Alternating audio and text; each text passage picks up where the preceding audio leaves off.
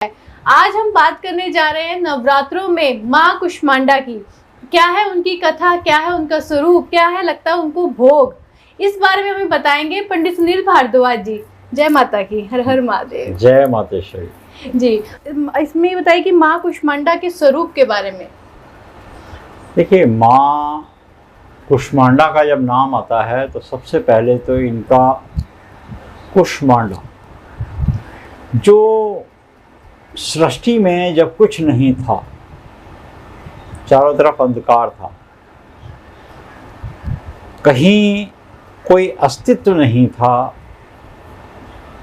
ब्रह्मांड शून्य में जा चुका था। उस अवस्था में माँ ने अपनी बहुत मंद मुस्कान, यहाँ मुस्कान नहीं कहा, यहाँ मंद मुस्कान नहीं कहा, बहुत मंद मुस्कान से जब सृष्टि पर अपनी दृष्टि डाली तो सृष्टि में पृथ्वी और सारे जीव जंतु उत्पन्न हुए। तभी से सृष्टि का संचालन प्रारंभ हो गया। कुष्मांडा माँ का बड़ा सुंदर स्वरूप है। इनकी जो कृपा है, हमारे यहाँ सूर्य नारायण के अंदर जो तेज है, या सूर्य नारायण के जो अंदर जो एक आभा है, ऑरा है, वो इन्हीं का ही स्वरूप है जो हम तक पहुंचता है। यह है कुष्मांडा माँ की कृपा। और इसे अब आपने बताया उनके स्वरूप के बारे में, उनकी कथा क्या है माता कुष्मांडा की? देखिए, कुष्मांडा माँ का अगर हम सबसे पहले संपूर्ण अगर देख लेते हैं कि विराजमान किस पे हैं, फिर हम इनकी कथा पे आते हैं। तो कुष्मांडा माँ सिंह पर सवार है। अब यहाँ देवी भागवत में देखेंगे तो इनकी 8 भुजाएं हैं। सीधे हाथ की जो भुजा है, पीछे वाली सबसे ऊपर की, उसमें कमल पुष्प, ये लक्ष्मी का संकेत। और लक्ष्मी का संकेत यानी कि आप भजोगे, जप करोगे, इन्हें निरंतर चिंतन इनका करते रहोगे तो लक्ष्मी स्वरूपा आपके घर में वास करेगी। तीर, धनुष और कमंडल। तीर, धनुष और कमंडल भी इस बात का संकेत है। तीर इस बात का, दूसरे हाथ में तीर, तीसरे हाथ में धनुष और चौथे हाथ में कमंडल, इस बात का संकेत है कि अगर विपत्ति, कष्ट, बाधा मेरे भक्तों पे आएगी, जैसे सृष्टि में जब अस्तित्व नहीं था तब माँ की दृष्टि से सब कुछ संभव हुआ, तब ये प्रकाश में जीवन हुआ। तो आपको 8 पहर लाभ संतोषा, यानी कि आपको 8 पहर लाभ करेगी, किसी न किसी बात में आपको अच्छा फल देगी। और कमंडल का तात्पर्य हुआ जो निरोगता है, ये अमृत कलश कहा गया है। जब आप अमृत का पान कर लेते हैं, जैसे देवासुर संग्राम में देखा है कि आसुर को विष पिला दिया, मदिरा पिला दी, विष निकला तो शंकर जी ने, बाबा ने गले में लगा लिया, गरल कहलाया। और इसी कमंडल में से जब मोहिनी रूप लिया तो अमृत निकला, तो अमृत जो है वो माँ के पास चला गया, शक्ति के पास चला गया। वो शक्ति के पास, क्योंकि ये देवताओं को पिलाया गया, वो उसका कुछ अंश वो आपके लिए है। उल्टे हाथ की बात करते हैं तो यहाँ चक्र है, जो पीछे वाला हाथ है उसमें चक्र है, फिर गदा है, और माला है तीसरे हाथ में जप के लिए। आप निरंतर जप करें, ध्यान करें, नवरात्रों में करें, क्योंकि रात्रि और दिन यहाँ पर बराबर हैं।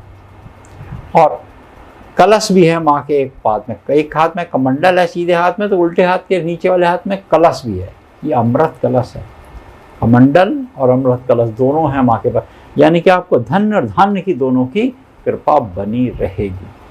अब बात कर लेते हैं अगर हम कि माँ का स्वरूप के अलावा अगर हम बात करते हैं इनकी किस तरीके से इन्होंने संरचना करी। जैसे हमने बताया, अपनी मंद मुस्कान से इन्होंने ब्रह्मांड की संरचना करी।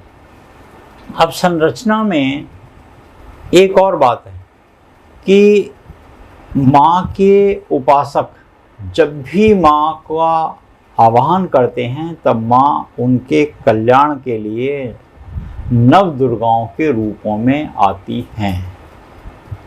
और इस समय जब भी कष्ट बाधा हुई, त्राहिमाम हुआ, तो माँ ने अपना स्वरूप बदल के कुष्मांडा के रूप में लिया और सूर्यमंडल में जाकर वास किया। और सूर्यमंडल के अंदर, सूर्य के अंदर कितनी गर्मी है, कितनी तेज है कि उसके पास भी नहीं जा सकता। जो सूर्यमंडल के अंदर वास करने वाला कोई देव या देवता है तो वो सिर्फ माता कुष्मांडा ही हैं। नव दुर्गाओं में माँ का एक ऐसा स्वरूप जो सूर्यमंडल के अंदर वास करती है और उससे जो यूवी रेज हम तक निकल के आती हैं, तो उसके कारण हमारी काया निरोगी होती है और हमारा जीवन भी संवरता है। इसलिए गायत्री गानी चाहिए। ये सूर्य को जल देने की प्रक्रिया भी कही गई है। अच्छा, आपने कथा बताया, स्वरूप बताया माँ कुष्मांडा जी का। अभी जैसे कि उनको भोग नवरात्रों में क्या लगाना चाहिए, उनका रंग क्या है, भोग कैसे हम लगा सकते हैं? देखिए, नारंगी या स्लेटी रंग मिल जाए आपको तो वो सबसे ज़्यादा अच्छा रंग कहलाता है माँ के लिए।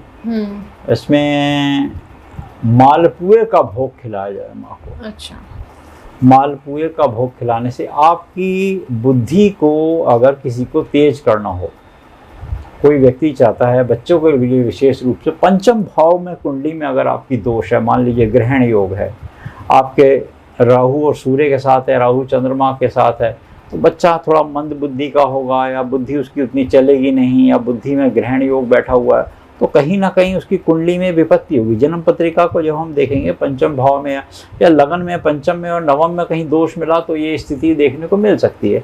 मगर वो व्यक्ति, बहुत सारे लोगों को हमने देखा, ऐसे जातकों की कुंडलियाँ देखते हैं जिनकी कुंडली में पंचम भाव या लगन भाव या नवम भाव में भाग्य, पंचम से पंचम और पंचम से पंचम भाग्य स्थान तक देखने में दोष भी है, तो उस कुंडली का निवारण करने के लिए माँ की आराधना।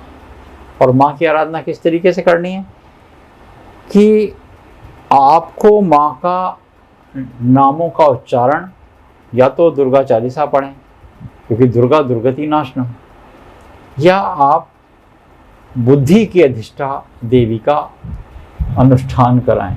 और उसमें क्या है कि गायत्री करें, सबसे अच्छा है इनका साधन है गायत्री करें, क्योंकि सूर्यमंडल से जो किरणें हम तक आ रही हैं, जब तक वो किरणें बीज पे नहीं पड़ेंगी, प्रकृति पे नहीं पड़ेंगी, तब तक बीजांकुरित बंद हो जाएगा, हमारा शरीर बढ़ना बंद हो जाएगा। हमारे शरीर के अंदर कुछ जो मिनरल्स हैं वो सूर्य से ही आकर मिलती हैं। यूवी रेज हैं, वो जब हम जल देते हैं तो जल देने की प्रक्रिया, सूर्य को जल दिया, सूर्य नारायण को जल दिया, जपाकशम शंकाशम काश में महादोतम तुम्हारम सर्पापग्न प्रतोस्मि दिवाकरम, रोली अक्षर डाल के जो जल देते हैं, तो उसके यूवी रेज जो सूर्य की प्रतिबिंब बनता है उसको पलकों पे लगाते हैं। तो वो पलकों पे लगाया जो हमने, तो उससे हमारा, और उस समय गायत्री गानी चाहिए। और गायत्री जितनी तेजी से आपका शरीर सोच भी नहीं सकता, उसके भी 100वें या 1000वें हिस्से से कम समय में जिस मुखमंडल से निकलेगी, सूर्य से टकरा के गायत्री वापस उसी में प्रविष्ट कर जाएगी। ये गायत्री की विशेषता है, क्योंकि वो माँ कुष्मांडा की कृपा है। जी, बहुत अच्छी आपने इन्फॉर्मेशन दी माँ कुष्मांडा जी की। अब जैसे कि इनको कौन से ऐसे मंत्र का और हम जाप कर सकते हैं जिससे हम सिद्धियाँ प्राप्त कर सके, उनके नवरात्रों में हम उनकी एनर्जीज़ को और इन्हेंस कर सके, तो उसके बारे में आप हमारे व्यूवर्स को बताइए। देखिए, इस समय जो माँ कुष्मांडा का समय होता है, जिन चौथे दिन इनकी पूजा नवदुर्गाओं में की जाती है, जैसे हमने बताया, बुद्धि को तेज करने के लिए, बुद्धि निर्मल निश्चल, और आप बुद्धि अपनी सबसे ज़्यादा तीक्ष्ण करना चाहते हैं तो इनकी उपासना करें। और उपासना करने के लिए जो मंत्र आपने पूछा, तो मंत्र बड़ा सरल है। जो मंत्र आपको वैसे तो सरलता से आता है, वरना या देवी सर्वभूतेषु दया रूपेण संस्थिता, ऐसे ही आप या देवी सर्वभूतेषु बुद्धि रूपेण संस्थिता, नमस्तस्यै नमस्तस्यै नमस्तस्यै नमो नमः। बुद्धि रूपेण संस्थिता, हमारी बुद्धि को निर्मल कर दो, निश्चल कर दो। शास्त्र कहते हैं कि गंदे जल में भी अपना प्रतिबिंब दिखता है, बशर्त जल कैसा होना चाहिए, जल निर्मल और निश्चल होना चाहिए, तब आपका प्रतिबिंब दिखेगा। अचल में नहीं दिखेगा, चल में नहीं दिखेगा, अचल में ही दिखेगा। जब वो शांत हो, तो इस बात का आपने ध्यान देना होगा कि आपने अपने आप को शांत बना। बुद्धि जिसकी जितनी ज़्यादा तेज होगी, बुद्धि के बल पे ही आदमी धन उपार्जन कर सकता है, बुद्धि के बल पे ही आदमी अपना उच्च पद प्राप्त कर सकता है, बुद्धि के बल पे ही आदमी कहीं जा सकता है, आ सकता है। और बुद्धि का ही चमत्कार है जो ये कल पुर्जे व्यक्ति ने बना लिए हैं। आज आधुनिकतम काल में व्यक्ति कितना श्रेष्ठ हो गया है कि उसको कितनी लग्जरी जितनी है लाइफ के अंदर, जितनी उसको सुविधाजनक जो उपलब्धियां व्यक्ति ने प्राप्त करी हैं, वो बुद्धि के बल पे ही करी हैं। और वो बुद्धि आई है सूर्य मंडल से होकर माँ कुष्मांडा की कृपा से। इनके मंत्रों को इस तरह आप उच्चारण करें तो उससे आपकी बुद्धि निर्मल और निश्चल होगी। जी, पंडित जी ने हमें बताया माँ कुष्मांडा जी का कथा, स्वरूप, हमें भोग क्या लगाना है, आप लोगों ने ये बात जानी। तो जाते जाते पंडित जी महा अचूक उपाय हमारे व्यूवर्स को बताकर जाइए कि क्या करें इस नवरात्रि में। देखिए, आज का दिन अनाहत चक्र में होता है। सबसे पहले तो ये समझ लें, अनाहत चक्र हमारे यहाँ पर आ गया, हृदय क्षेत्र में है।